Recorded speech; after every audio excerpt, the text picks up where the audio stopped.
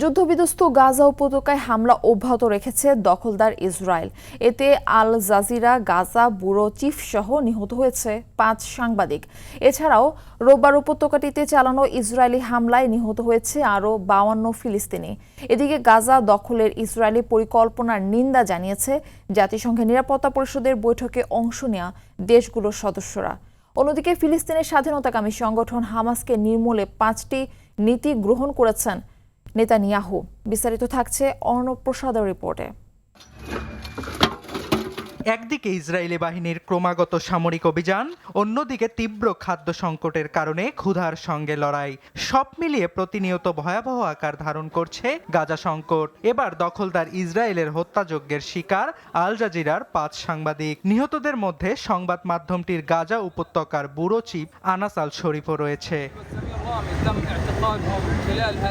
গাজা সিটির আল শিফা হাসপাতালের সামনে সাংবাদিকদের জন্য স্থাপিত একটি তাঁবুতে হামলা চালিয়ে তাদেরকে হত্যা করেছে ইসরায়েল।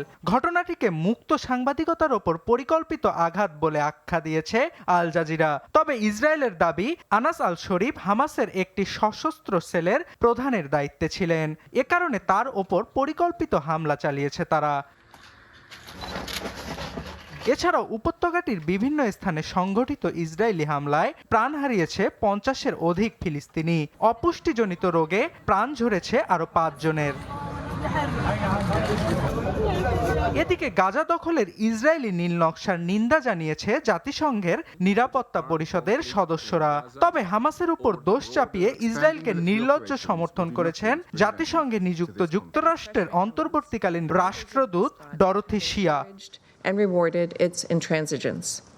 অন্যদিকে গাজা দখল ও হামাস নির্মূলে ৫টি নীতি প্রণয়ন করেছে ইসরায়েলি প্রধানমন্ত্রী বেনিয়ামিন নেতানিয়াহু। এগুলোর মধ্যে হামাসকে নিরস্ত্রীকরণ ও ইসরায়েলি বন্দীদের মুক্তি অন্যতম। গাজা দখল আমাদের উদ্দেশ্য নয়, সেখানে আমরা একটি বেসামরিক সরকার গঠন করব, যা অবশ্যই হামাস সমর্থিত হবে না। অর্ণব প্রসাদ, RTV।